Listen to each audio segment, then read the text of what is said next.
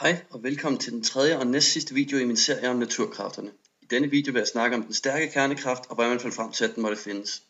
Men først vil jeg lige lave en hurtig repetition af de andre naturkræfter for at sætte mit perspektiv i forhold til hinanden. Først og fremmest har vi tyngdekraften, som er den klart svageste af de fire naturkræfter, men som ikke desto mindre dominerer ved store størrelser. Det skyldes, at der ikke er en særlig stor andel af stof, som er elektrisk ladet, og at både den stærke og svage kernekraft har begrænsede rækkevidder. Den er en tiltrækkende kraft, som blandt andet holder planeter og stjerner sammen og holder dem i kredsløb om hinanden. Dens kraftpartikel har fået navnet gravitonen, men er aldrig blevet observeret. Og kraften interagerer med alt, som har en masse. Og den kraft, som tyngdekraften yder, kan udregnes ved at gange massen af de legemer, man kigger på med hinanden, dividere med afstanden mellem dem i anden potens, og gange med Newtons gravitationskonstant. Dernæst har vi elektromagnetismen, som er den næstsvageste af de fire naturkræfter, men som dominerer ved små størrelser, som ved enkelte atomer eller molekyler, og i ekstreme tilfælde også oppe i størrelsesordner, som er mere håndgribelige for mennesker, såsom med kraftige magneter. I modsætning til tyngdekraften kan elektromagnetismen være både frastødende og tiltrækkende, i det at den virker ved, at partikler har en ladning, som både kan være positiv og negativ, hvor to modsatte ladninger tiltrækker hinanden, og to ens ladninger frastøder hinanden. Kraftpartiklen i elektromagnetismen er en foton, som også er den partikel, der står for lys, og de mest kendte ladede partikler er protoner og elektroner, som også er de byggesten, som atomer er sammensat af. Det foregår i en konfiguration, hvor man har en kerne fyldt med protoner og neutroner, hvor neutroner er neutralt ladet, og så har man en sky af elektroner, der flyver rundt om kernen og er holdt fast til kernen ved hjælp af elektromagnetismen. Kraften imellem to ladede partikler i elektromagnetismen udregnes ved at gange ladningen af de to partikler med hinanden. Så dividerer man med afstand imellem dem i anden potens og ganger med en konstant, som man har fundet frem til eksperimentelt. Vi har så også den svage kernekraft, som jeg ikke vil snakke så meget om, fordi den kommer til at være emnet for den sidste video i denne videoserie. I modsætning til elektromagnetisme og tyngdekraften har den ikke uendelig rækkevidde, hvilket skyldes, at kraftpartiklerne i den svage kernekraft rent faktisk har masse. Og det gør, at den ikke kan findes i særlig lang tid ad gangen.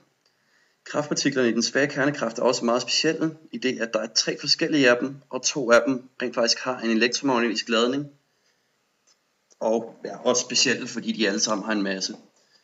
Den svage kernekraft er også meget speciel og mærkelig, i det at den bryder nogle symmetrier, som ellers er bevaret ved alle andre interaktioner i fysikken. Men det vil jeg komme meget mere ind på i næste video. Nu kunne man måske komme til at tænke, hvorfor skal vi bruge flere naturkræfter? Har vi ikke allerede dækket det hele? Hvis man tænker lidt videre over, hvordan et atom er bygget op, så giver det ikke rigtig nogen mening, at selve atomkernen kan hænge sammen, når den består af en masse protoner, som burde frastøde hinanden med en rigtig stor kraft, i det de har samme ladning. Og derudover ligger meget tæt på hinanden. Altså må vi have en eller anden kraft, som holder selve kernen sammen, og som er endnu stærkere end kraften, som protonerne yder på hinanden. Og som også bliver nødt til at interagere med neutronerne i kernen, da der ellers ikke vil være noget, der holder dem fanget. For at forstå, hvordan denne kraft virker, skal vi først kigge nærmere på, hvad protoner og neutroner består af. Og her viser det sig, at de består af endnu mindre partikler, som vi kalder kvarker, og som der findes 6 forskellige af, som hænger sammen i par. Disse par er up og down, strange og charm og top og bottom. Hver af disse sæt kvarker har nogle specielle egenskaber, som vi dog ikke vil komme videre ind på i denne video. Det er så disse, som interagerer ved hjælp af den stærke kernekraft og holder kernen sammen. Den stærke kernekraft virker så ved, at hver kvark har en såkaldt farveladning, hvoraf de kan have 3 forskellige, inklusive hver af disse farvers antifarver. De kan altså være rød, grøn og blå, eller antigrød, antigrøn og antiblå, hvor kvarker altid skal optræde i en såkaldt farveneutral kombination, så de altid findes sammen med andre kvarker i en kombination af enten rød, grøn, blå, antirød, antigrøn, antiblå, eller for eksempel rød og antirød. De bliver så bundet sammen med de her farver ved hjælp af en gluon, som er en masseløs kraftpartikel.